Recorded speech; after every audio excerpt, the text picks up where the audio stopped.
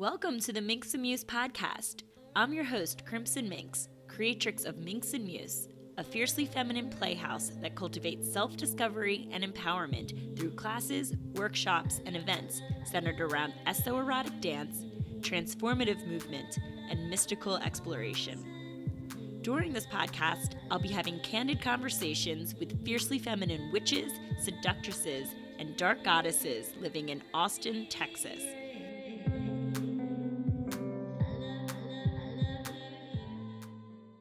Welcome, Ashley Emanuel, to the Minx Muse podcast. How you doing? Thank you. Good. Excited to be here. So excited to have you here. What are we drinking today? This is cacao. Very grounding. Yes, good choice. Cheers.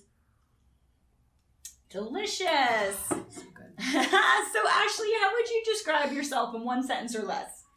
I would say I'm on my own frequency. Ashley is on her own frequency. I dig it. And you're a mystic here at the studio. Yes. And so let's just dive in talking about what are your offerings? What are you specialized in here as a mystic? Yeah, so I'm basically focused on reality hacking and being able to create your reality, but also understanding how our inner world is actually what is creating the reality in front of us. So understanding, once you become aware to your own instincts and your own tendencies and your inner healing, being able to then create that reality. So I put that whole mindset or technique or so, it's more so ancient knowledge that we've forgotten about. And I use that as a offering. So anytime you're in a situation where you are confused, there's blockages,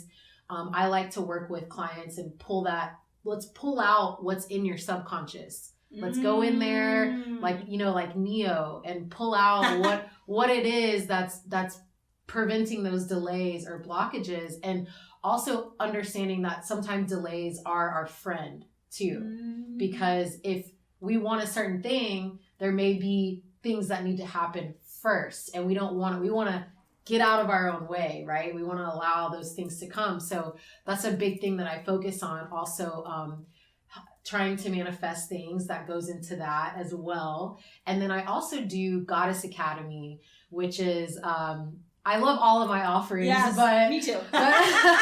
but Goddess Academy is so much fun for me, especially because I love working with women to reestablish that connection to their feminine energy, because we tend to go from, the masculine, burnt out, to the androgyne energy. And we all have masculine and feminine as the divine marriage, but we tend to skip over the feminine because we're taught that feminine is weak, and really it's the opposite. And so I love working with women and teaching them how to step back into that goddess and how to command the room and command, that power, that sensual power. And so that's Goddess Academy.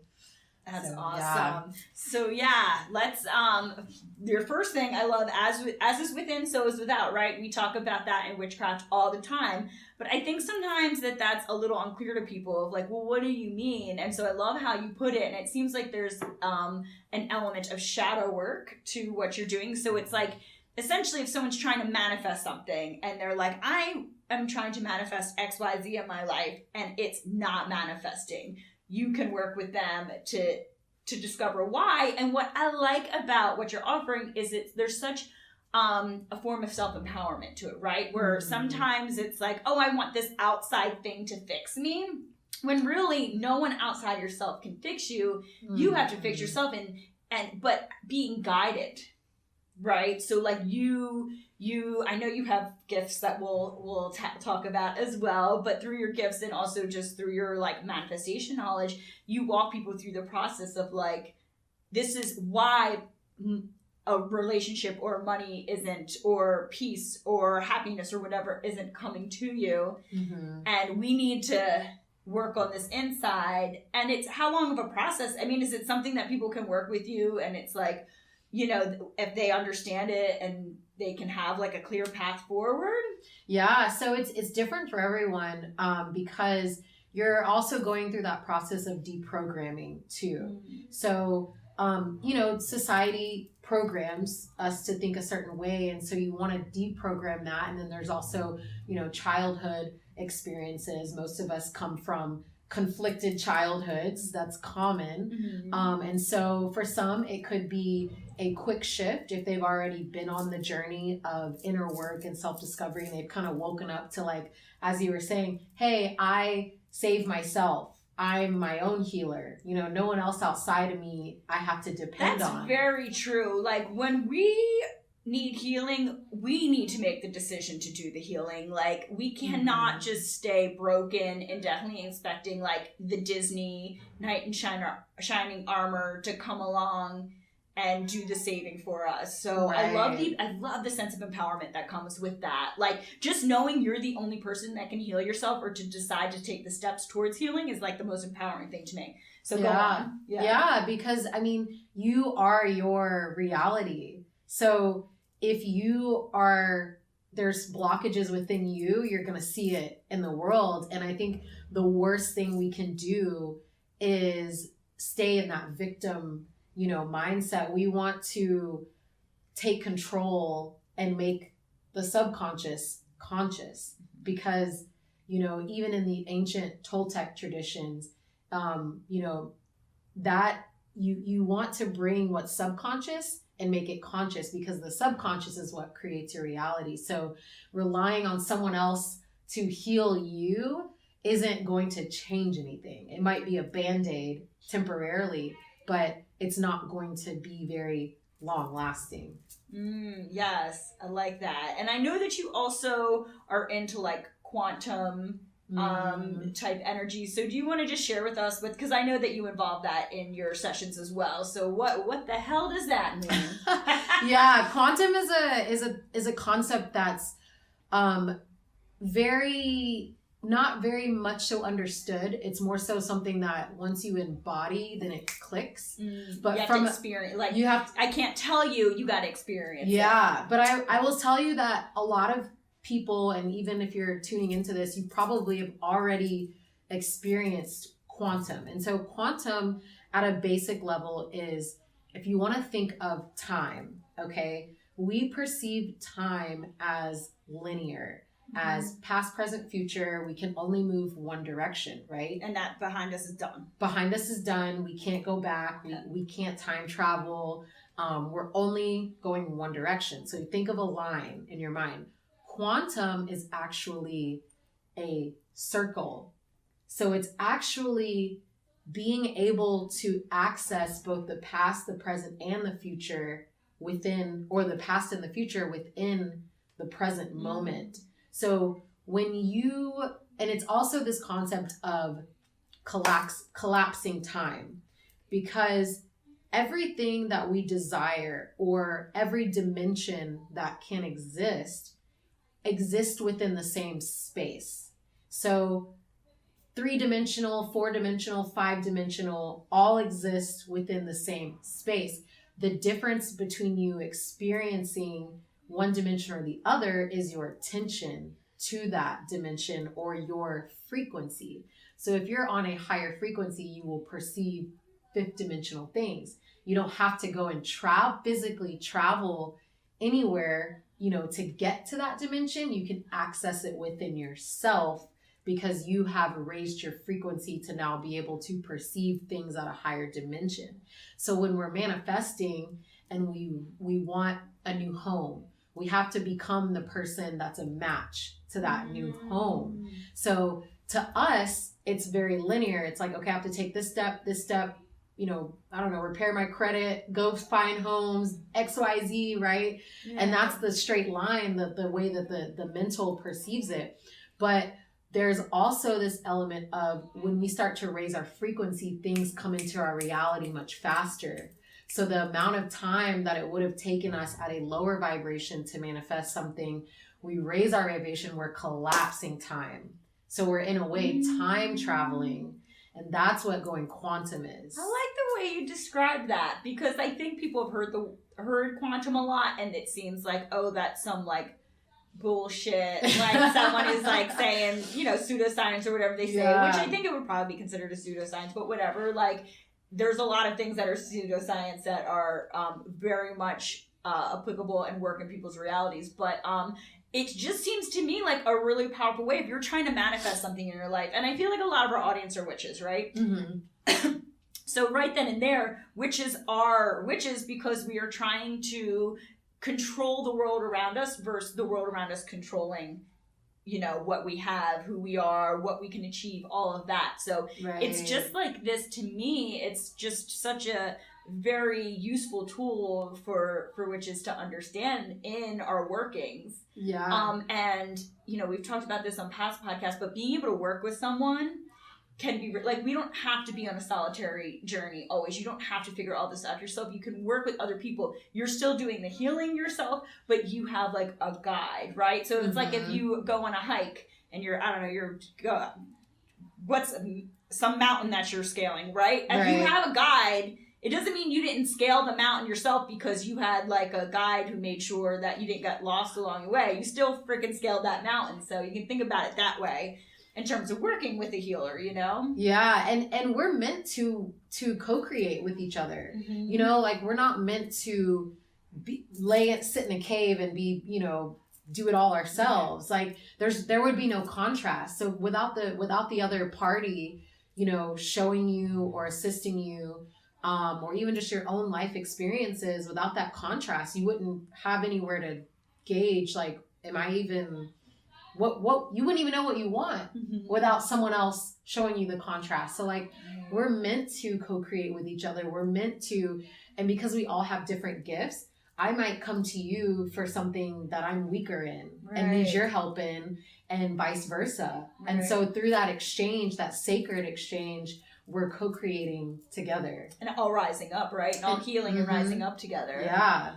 And then, okay, so how do you feel like the feminine plays into all of this? Because I know, like, you are really great with the manifesting and the quantum and the helping people dive into their shadows. And I feel like the feminine is such an integral part of it. Mm-hmm.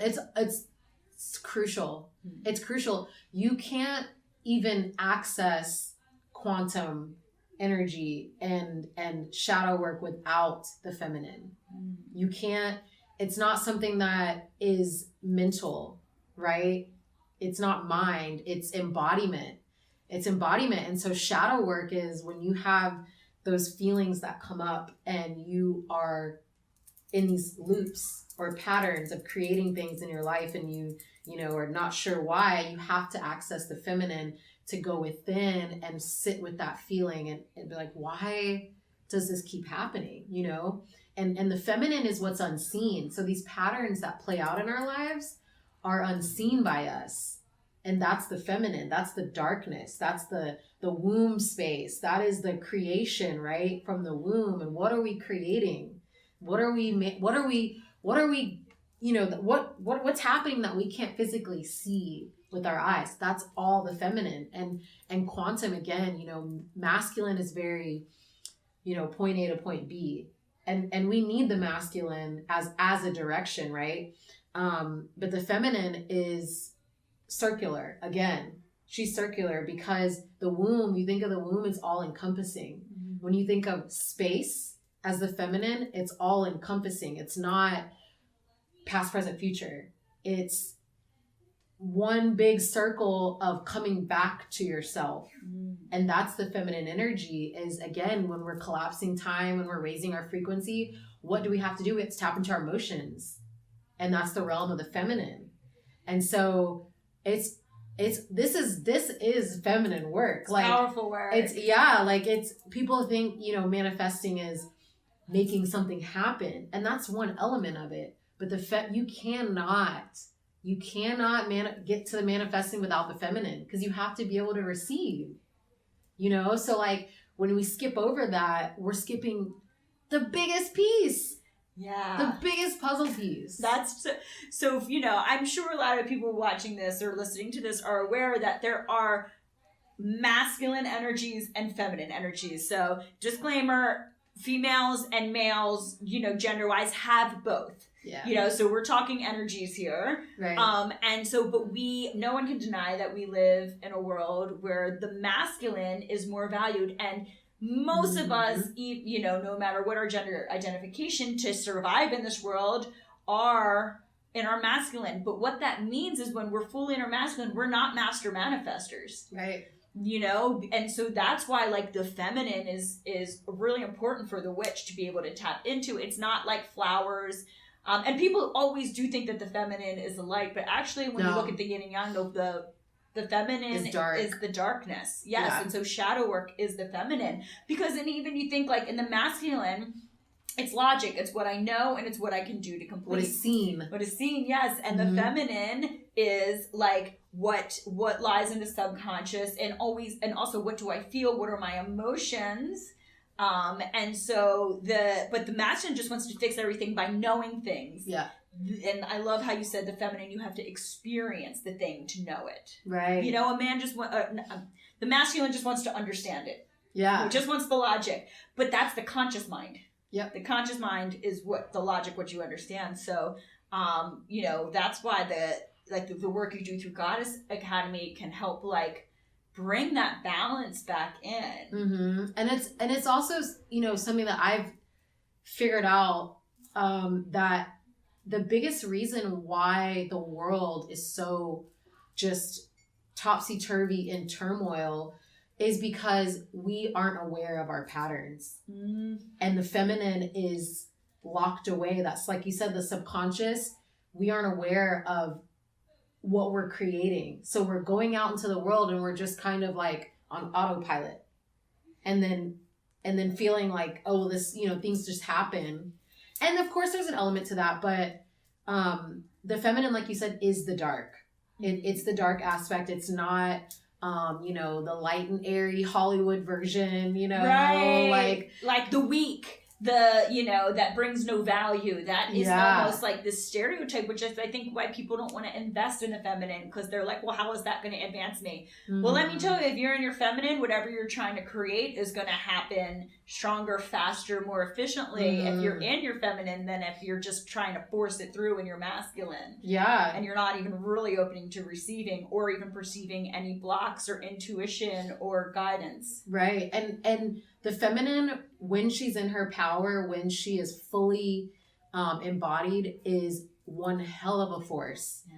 And it's the reason why, if you look at, everything's been inverted. So the masculine is seen as stronger, and yes, a physical man is physically stronger, but on an energetic level, a woman or a feminine energy is the seer, the oracle. And it's like, I already know how this is going to play out. So I already can make the moves and do the things to manipulate and control what I'm creating. Well, the irony of it all is, and I've done a Witchy Wednesday on this before about, you look at the Lover's card and that's where the message that we learn is that the feminine is the connection to the divine, right? And then it's the feminine that flows it to the masculine. But ironically, in modern day religions, I grew up Catholic, you can't even women can't be priests because it is believed that only a man can have like a direct connection to God, which is such like a it's inverted. It's inverted, and it's which to me is just crazy. But we like our conspiracy theories here, but it is like it's a way to control, and so acknowledging that the way that maybe society is structured is perhaps not for our highest good, and perhaps is a way of keeping us not living fully in our power, which we talk about through our sensual dance classes here all the time. Yeah. If you're not accessing that sensuality, you're not living fully in your power, and you can also be controlled. So it's got to be the same way, right? With this. Yeah. I mean, you have to think like why anytime I look at what's being used to control, it's because that element is very powerful. So they know that when people wake into that, then they will lose power. Only certain people can talk to God. Yeah. So, you can't have a direct contact to God only through these few select people of this church or this guru of this spiritual sect. It's the same thing. It's not just a religion thing. You see it in toxic spiritual practices too, where it's like only this one person has access to the higher being, and it's like, oh, why are they trying to it's like, no, don't look back here. Don't, like, you have to come through me. And it's like, ooh, because there's so much power back there. Yeah. And it's the whole guru thing, like same thing, like only I have the power, you don't. Yeah. And so what does that do to a person? That makes you feel like you are heavily dependent on them and that you don't have enough soul power within you. And over time, that starts to degrade you emotionally and physically. You just fall in line. You fall in line. Do what you tell me. I'll, sit in my, the factory of life, and I will go do this because you tell me this, and I will do this, and then I will do this. And, And whether you believe in reincarnation or not, you transition, and that same lesson, you're going to have to learn it again. Yeah. It's not like you don't get to skip.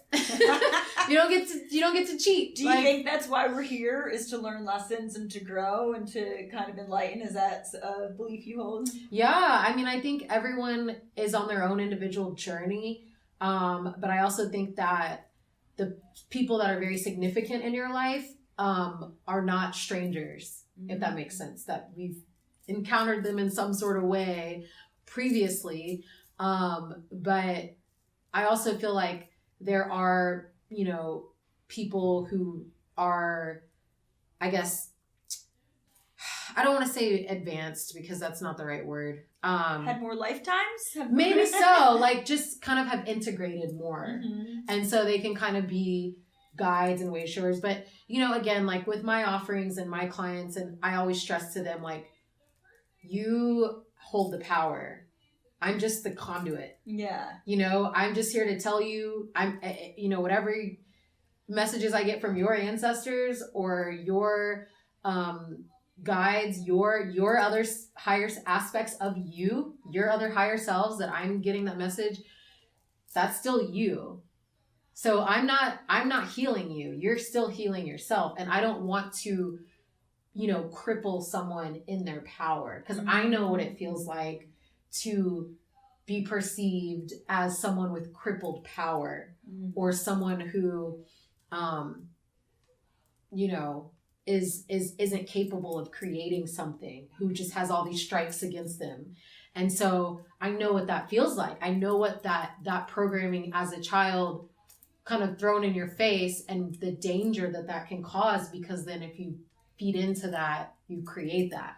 So I don't ever want to put that on someone and cripple someone. I want to empower everyone and be like, no, we are creators. Whatever you were told is bullshit.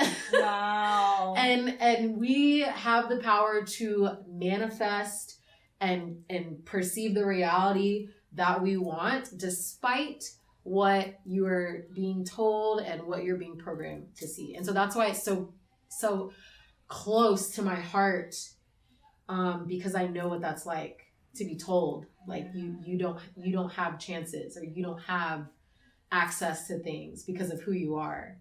And once I figured out the game, or figured out the falsehood in that, I'm like, I've got to share this with people. Other people need to know this. Like, we've all got to get on this page of empowerment. We raise each other up, right? And that's how we start creating like equity and opportunity and wealth and all these things that are available to all of us. But if we even love, it's like we don't want to, you're on the opposite team or whatever. Yeah, like this division thing too. And so we want to become awake to our power. And this is what when you ask the question, do you think we're here for a certain reason? Yeah, I think that's primarily why we are here in these bodies or in these avatars, is to become awake to our creator state, as above, so below. Yeah. I love that. Okay. And so you kind of mentioned before, like, oh, I'm tapping into your ancestors and I'm tapping into your higher self and your guides. So Like that's definitely a gift that you bring. Yeah. Tell us what that is, because I know that you had kind of connections to the other side since you were young, right? Yeah. So when I was young, I would have these experiences of I remember very, very vividly being in my room playing around by myself, and I spent a lot of time by myself as a kid too. And I would feel these taps like on my shoulder, and I would hear my name being whispered, like Ashley, Ashley. And it was very playful. Okay. And it almost felt like another friend, like another so you weren't little scared? kid. No, I wasn't scared at all. I surprisingly wasn't scared at all. Because it was so playful. The energy was so playful. And I would hear it anytime I was alone. And I for some reason as a kid, I knew not to, I never told my parents about it. That always happens when I hear about this stuff. I'm like, you didn't tell your parents? Like, it's like, no. No, I told I remember That was my ghost friend. They always know about it. Yeah. And I remember telling my mom, like, yeah, it used to happen to me. She goes, you never talked about that. And I'm like, I guess I just knew that y'all wouldn't believe me, maybe. So I remember having those experiences. I also had a lot of dreams as well, very vivid dreams. Lucid dreaming as a kid came very easy to me.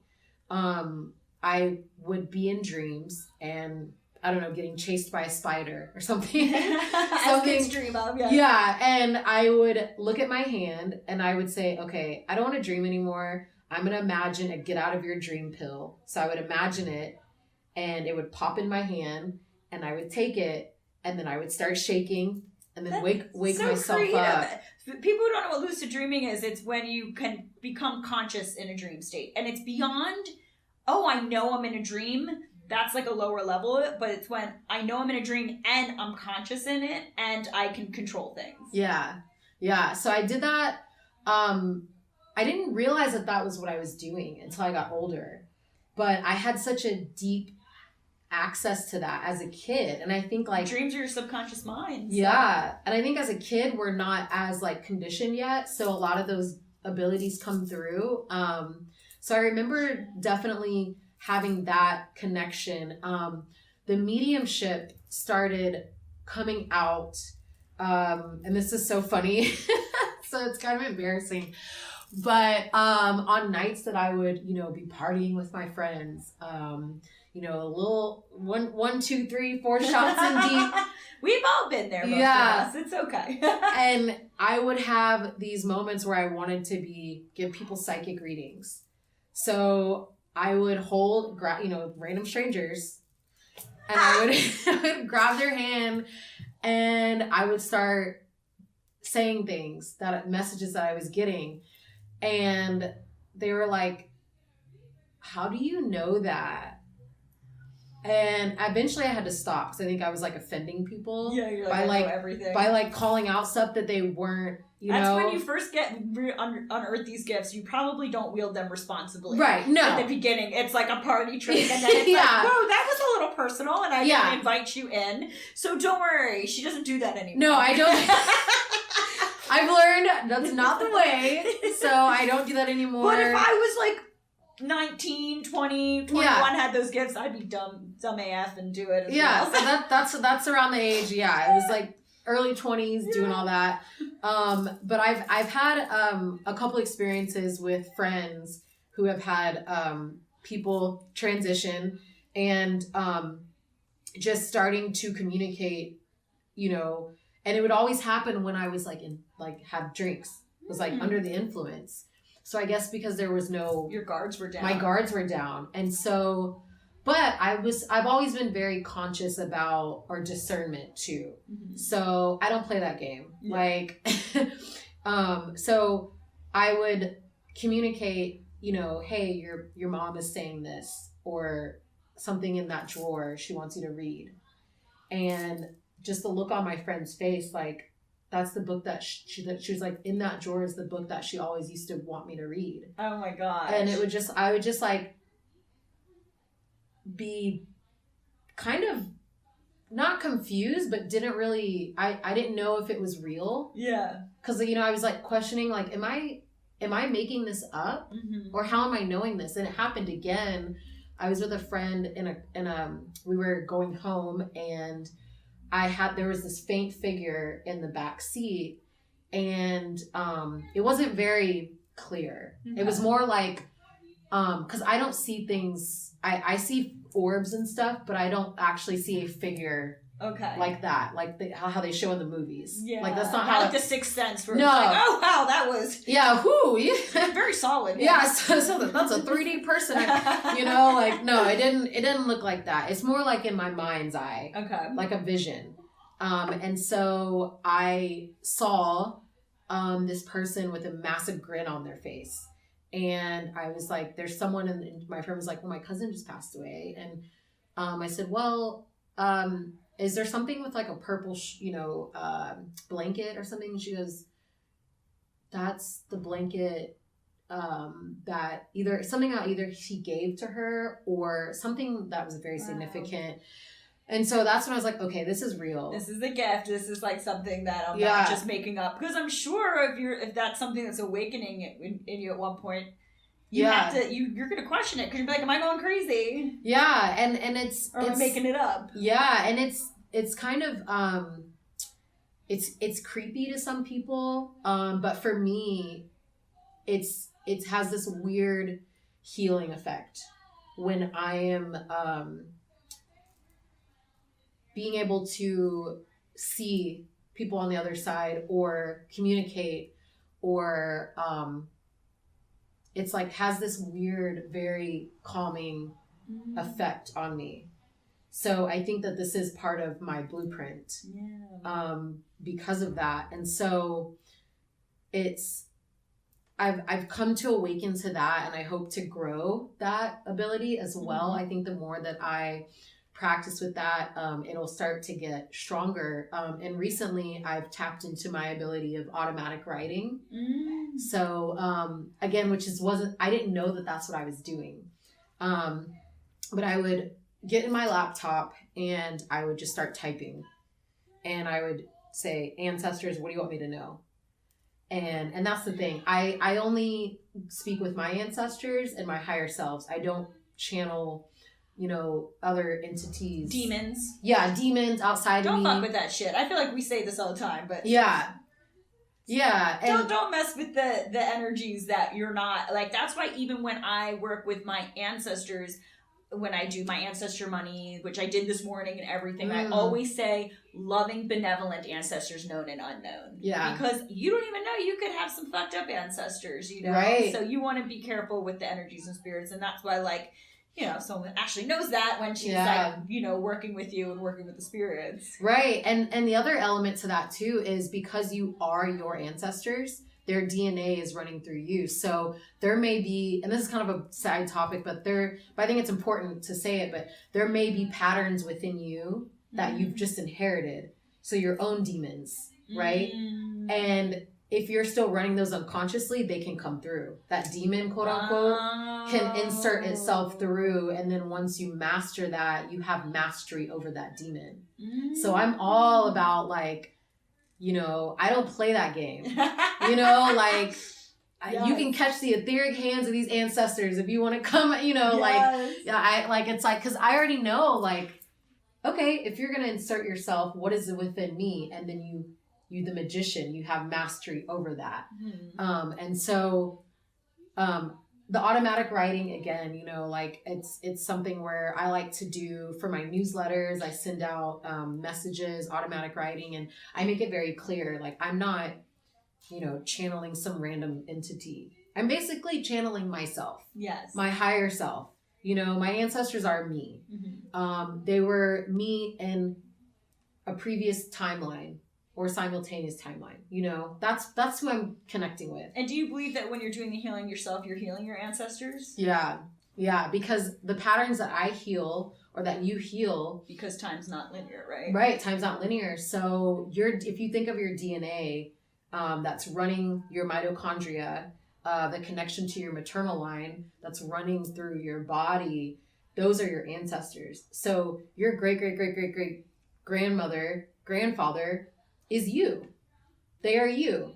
You were them, right? And so if they've had something that they went through, and especially like the feminine, all our ancestors went through the same trauma, just in different forms, because the feminine was so suppressed. And so when we heal that, we're then healing them. We're healing that timeline, and it's all circulated and that's in the how, present. Like, the world can change so quickly. That's the thing. It's like, you know, we're always trying to say, like, the feminine is not superfluous. It's not something that should be like a secondary thing in your life. It's something you should really focus on. And as we heal our own feminine, and other people, you know, other people start, men and women and any gender identification in between, if you're healing your feminine, like, that's because we're all connected. The world can change very quickly. Yeah. You know? Yeah, and I think they know that, you know, they. We love her, yes. Yeah, I know, we love her. Don't get Ashley and I starting up. We promised today we wouldn't get conspiracy theories. Oh, we'd be here for hours, me and you, like. But yeah, it's they know that. And so I would say lastly, as far as gifts, I, as an empath, which a lot of people resonate with, a lot of people are empaths. I've had experiences where anyone that I've been involved with, I can feel when they think of me. So it's like exes and shit. Yes. Ugh. So unless I cut that cord. Cord cutting. Yeah. So, and this used to hit me like a train wreck in my mid-20s, because I didn't know I didn't really know myself. And obviously, like, knowing yourself is a long journey. There's still a lot of knowing. Lifelong, a lot of knowing. So I don't want to, you know, act like, oh, I know everything. No, I don't. But I didn't know that that's what was happening. And Google wasn't helping. Because it's like, how do you Google psychic feelings of person thinking, like, when every time I think of this person, then and it's like you tell people that and they're like, they don't believe you, like, that's not real. And so, but it was happening every time they would think of me. It was a physical sensation, and it was intense. Wow. So it would hit me. I could watch a movie and all of a sudden, whoosh, it would hit me, and whatever they were doing, I knew what they were doing. Whoa. So I could see if they were creeping on my Facebook or creeping on my page or reading old text messages, whatever. Wow. I could feel their eyes scrolling through my page, my posts, reading who's commenting, like creeping. I could feel it and see it. And it's happened with one person, and I thought, oh my God, he must be like my soulmate. Oh my God. As we will say when we're young. Yeah, like, oh my God, he's my twin flame. Yes. I'm like, and then it happened again with the next guy. And then the next guy, I'm like, okay, no, this is not something unique with just them. This is me. Yes. And so, not to get too off topic, but I learned and confirmed that was because if you've ever studied human design, which I know we've done that in some of the workshops, which I've recently got into. I think almost all of our mystics are into human design. Oh, yeah. To some extent or another. Yeah, and I know Heidi is really well versed in human design, so I want to like pick her brain. So I think she's a projector, I think she said, or something like that. So I really want to pick her brain about it. But my design is open solar plexus, open crown, open heart. So I'm a mega empath. So I'm getting all the information from people. I'm picking it up left and right. You know, I'm getting like bombarded. And so that's what was happening. That's why all this stuff. I think we're going to have Heidi on next, so she can go deeper into the human design. Yes. So it's like your gift, like that is like a natural gift of yours then, where you're just, you know, you're going to be more sensitive to it and to people who are not, but. Right. Yeah. And you know, if you identify that, you resonate with that, and you're listening to this and you're like, yeah, I feel that way. The best thing to do is boundaries. Once I learned boundaries, and once I'm able to distinguish between what's mine and what someone else's, because times like this, especially last year, was really tough because of COVID. and being in an apartment building in my an gosh, area, everyone. oh yeah, in an area of town that was had a lot of foot traffic. I was getting bombarded, and it was causing, anxiety attacks and stuff like that. And I had to realize, like, this isn't me. This is the collective, and I'm getting it, and I'm like taking it on as my own. So, excuse me, it was a very good lesson. It was I went through a dark night. I've gone through like 1,000. Dark night specialist here. Dark night specialist. I got you. Well, you probably have to, because now you guide people through shadow work. So you have to go through your own work first to show up for other people. It's very important. Yeah. And again, like, the dark is very soothing for me. Mm-hmm. And where other people may find that creepy, it's very soothing for me. And so, it's, having gone through so many, it's like, all right. But yeah, that was another major one. And it really shifted me into my being able to trust my body. And now I notice that I'm getting people coming to me saying, like, I'm having a lot of anxiety over little things. And like, I don't know whether it's real or not. And because I've had to go through that initiation, I call them initiations. Yeah.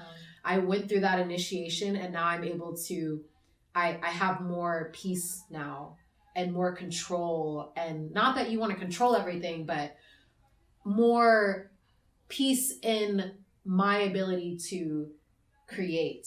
And not be the victim again of like, well, all this energy is being bombarded at right. me, so I have to absorb it. No, I'm empowered. Mm-hmm. I know my power, so I can, choose what energy I let in. Right. And it's another major thing I woke up to is when you're creating your reality, you can physically manifest sickness from your beliefs. Mm-hmm. So this happened to me earlier last year, not with COVID or anything. I haven't had any, issues with that, but, my thing was more my initiation. For some people it was, for me it was like trusting my body, because I was manifesting random pains in my body. Wow. Thinking that something was wrong, or thinking that I was, going to like a conventional doctor and them scaring, saying like, oh my God, you're anemic, like all this stuff. And like, now I'm like, oh my God, and then starting to get pains and just like random stuff. So the subconscious can create physical conditions, and it's just not in the physical world. You manifest a new house, you used the example before, but you can also, that's with your focused mindset, but or subconscious mind, but your subconscious mind can also manifest like, physical pains. Right. And you what happens is, and this is what woke me up to timelines. And what happens is you put yourself on a timeline of trajectory in which that starts to manifest. Mm-hmm. So you start calling in everything that would be contributing factors to that. That makes sense. And this is when I started doing womb work, my womb was communicating that to me. She's saying, she's very straightforward. Like, and she'd be like, you can either create that and go along in that timeline and create those things, or you can trust and create vitality in your body.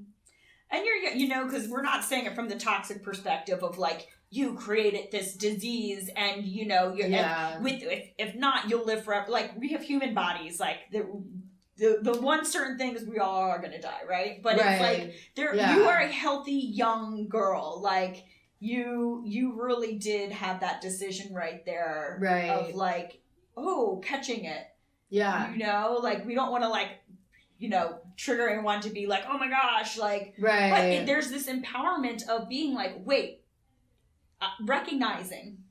And you recognized it was something in your subconscious that was like, wasn't even there, it wasn't even physically there, like you created it. Yeah, I created it. And it's also like, and that's an ancient Chinese medicine too, that different like fear is associated with, this organ and different traumas are associated with different organs, so it's not like a new thing. This is Right. something that is like ancient. Right. And I'm starting to learn more about that too. And so the challenge is that when we have these lifelong patterns of these emotions, abandonment, resentment, emotions, it manifests in our organs. And then we want to gravitate to the things that aren't good for us. Like, because that's the energy that you're putting out there. Yeah. So more abandonment, more rejection. And even in the foods, like we gravitate to more of the bad foods. Ooh, okay. More of the bad habits and all of that. Then after so many years of that, it's hard to fight it off. It's hard to fight. Yeah. So many years of that, you've then anchored imbalance. That's interesting. And within your body, and now you have some sort of diagnosis, So the point being, we want to be aware, and this all goes back to what we started with, was the subconscious mind. Right. And like, we just wanted to guide you through of like all the ways you can see this actually. It's not just manifesting a house, right? Like this can really manifest in so many different areas in the physical world. Right. And it all goes back to the subconscious mind, especially, the magician. As is within, so is without. It's so the subconscious mind, the feminine, is so important, and we need to like honor that side of ourselves and be empowered by our ability to work with it. Right. For the better of ourselves and others in the world. Yeah. And just right before you said magician, I thought of that because we have so much in this world bombarding against us. Mm-hmm. So it's not, we can't like, we have to be easy on ourselves too. Yes. We can't be like, oh my God, I created this thing. Like I'm a horrible person. Like, oh my God, like it's we're going to slip up. And we're humans. Welcome. We're humans. And the human experience. Right. No one's transcendent right here, right now. No one's exempt. Like the human, and that's exactly what I was going to say. The human experience is a challenge. Mm-hmm. It's tough. So there's media, there's programming, there's news. You turn on the news, it's the whole world's ending. You've got family dynamics that are challenging. You've got being in the feminine, that's challenging, all the things that come with that. So there's a lot of bosses. Yes, like there's a lot of like, if you think of it like a video game, there's a lot of villains. Yeah. Right? That's how we grow. And so you have to be easy on yourself, but the best thing you can do is know that you have power.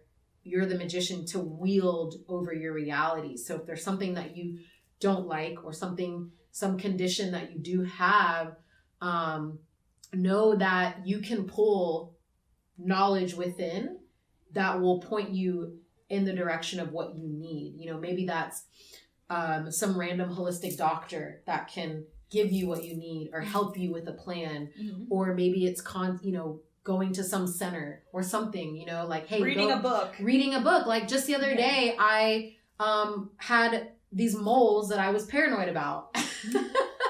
And I was like, oh my God, like, cause you go on Google, and again, Google's another thing. It's there to like scare the hell out of you. Yes. And so you go on Google and it's like, cancers, blah, you blah, have the plague. You have it. You have melanoma, get it. And so I'm like, and I'm thinking in my mind, like, you knew this, Ashley. You knew if you got on Google, you knew what would happen, but you did it anyway, And so my inner knowing was like, go to a skin doctor and have them look at it. And it said, you're fine, you're healthy, but just go. I'm like, okay. Yeah. Noted. Did it. Was fine. Yeah. I had to spend money, but whatever. So it's like, you can be guided through your inner, bring to you the teachers that you need, the healers that you need, the lessons that you need, because sometimes you do need that lesson. Yeah. That's the thing. It doesn't mean that you do this and all of a sudden like everything's like, woo, like we need to learn lessons to grow. So it'll lead us, to the lessons we need to learn too. Yeah. But it's going to be a lot better than the lesson that you get if you don't do the work. Right. And the other thing to stress is listening, trusting yourself. And listening to your own hunches and your own ideas, because we, again, are taught to rely on other people and what they think. Mm-hmm. And something that they may tell you to do may be best for them. But unless what they say is confirmation for you, then that's your synchronicity. That's why you need the intuition to know. Right. But if it's conflicting with your inner, like your body's like, and then you go and do that, then you see like, okay, that wasn't. I should just. And then you learn to trust yourself. Right. That's the lesson. Yeah. So it's not an easy, like, oh, you wake up one day, oh my God, I can create my reality. Everything's great. Yeah. Like welcome again the human world, but it's a better path to be on when you're creating the world around you than just letting the world happen to you. Right. And you become a much more powerful creator because there's so much contrast, and you have to, I always say, you have to have the sword and the shield to play this game. Oh, I like that. You got to have the sword and the shield. You got to know when to, charge forward, or when to or you got to know when to shield and when to lean back. Or you gotta be like in Star Wars, people are like, oh, I'm Team Jedi, I'm Team this. I'm like, no, I'm Team Jedi and I'm the Sith. I'm both. Yeah. Okay? Because I know that I need power. I hold power from both sides. Yes. I know when to use passion like the Sith, and then I know when to sit around and be peaceful and meditate like the Jedi. I love it. But if you're only one pole, then you're only going whole ass human. Yeah, we're full spectrum. We're full spectrum. I meditate and we twerk. Which really, that's all spiritual too. So, we're full spectrum beings. You gotta have both in the toolkit. I love that, Ashley. Okay, this is awesome. I want to guide us into our questions that we ask everyone. So let me ask you, what is your personal mantra? This is so basic. Just be yourself. Be yourself. That's all right. I like that. I think it's key for everything, because that's a reminder. Am I being myself, or am I being what someone else wants me to be? Right. Am I acquiescing? Am I conforming to the ideal that everyone else wants me to be? And it goes deeper than just be yourself. It's, am I acting according to conditioning, which I know human design touches on this. Am I listening to my own authority? Am I acting in my own authenticity? Or am I going with the masses and the group versus something herd mentality? Am I being, or am I truly following my own uniqueness? Uniqueness is so crucial, because we're all unique. We all have gifts. I don't subscribe to so-and-so's more talented or so-and-so's more gifted and certain people just got the short end of the stick. I don't subscribe to that. Wow.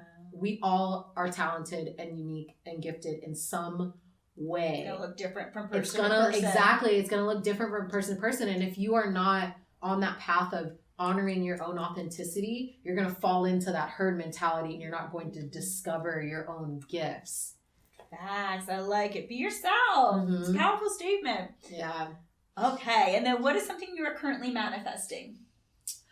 I am currently manifesting a lot of things, actually. You can share just one.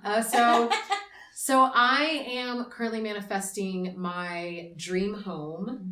My dream lifestyle. So I feel like that encompasses everything that I want, is my dream lifestyle, which is waking up every day to the right person, being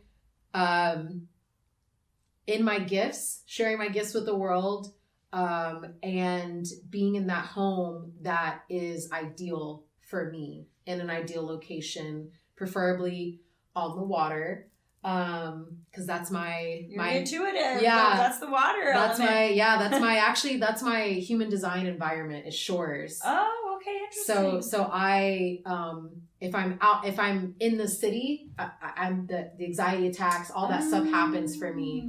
So I have to be on the outskirts near water. That's where I thrive. Yes. Yeah. Well, we're here. Manifestations don't happen overnight, but I trust that this is you know how to make this work, and quantum can help that manifest sooner or later. So we're all here to support you for that.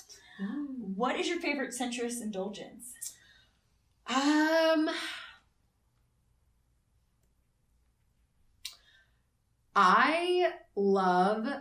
did this the other day actually. Okay. And it was so healing. Oh my God, it was so healing. I put on like lingerie, lit some candles, and had a feast. Like a Aphrodite style, opulent, like wine, like literally just indulge. Good food, healthy, you know. Yeah. I'm sensing figs. I don't know if figs were in there. Oh, there was, I guess, honey. Okay, there we go. Yeah, that's close. That's close. Yeah. But very channeling that Aphrodite, my inner Aphrodite energy, and just luxuriating. Candles. Gotcha. Yep. And feeling that embodiment of I am worth all of this. Yes. And that, just doing that for like 30 minutes was so healing. Oh, I love I was that. like, oh my God, I feel this is going to be a regular ritual. Yeah, a weekly ritual. Mm-hmm. And then final question, what is one thing we should all check out in Austin? Hamilton Pool. I've never been there. Hamilton Pool. Austinite, but I've heard. Okay. Hamilton Pool. It's a part of Paceman Park. Mm-hmm. So either or, actually, Paceman Park. When you go out there, you don't even feel like you're in Texas. You feel like you're in California somewhere. There's a lot of like rocky. There's cliff diving. There's a lot of rocky. It's just so beautiful. Hamilton Pool. It's like a enclave. I don't even know if that's the right word. No, that's not. That means balcony. It's like a cave with water. So really, the whole area. If you were into nature, hiking, you've kind of like already checked out you've done the McKinney Falls, you've done the Turkey Creek Trail, you've done the Greenbelt, you're tired of looking for water, you know, the Hamilton Pool, Paceman Park. You do have to make a reservation now. Yes. Because you used to not have to, but it's gotten so popular, too crowded. I think they want to keep it the preserve. Yeah. So rightfully so. So that's my place. There's a lot of healing that can happen just a day of spending out there. I love it. Well, Ashley, first of all, if you guys want to, your Instagram is ashley.emanuel or just Ashley Emanuel. Ashley Emanuel _. Ashley Emanuel _. I'm going to put it in the show notes so it's all good. But thank you so much for doing this interview. It was so fun. I know we could have kept talking, but in respect of the time, we'll have to have you back and go deeper on different topics. But yeah, if you would love to do a reading with Ashley, check out our Minx Muse Mystics. You can do her Goddess series, or just a single series or single session, and follow her on Instagram and see what else she's up to. And I love you. Thank you so much. I love you too. Mwah. Thank you for having me on. Yeah, you're so welcome. And thank you everyone for listening or watching. We'll see you next time. Bye. Bye. Thank you for joining us for the Minx Muse podcast. You can find show notes and learn more about the studio at www.minxandmuse.com. Go get your life, boo, and we'll see you again soon.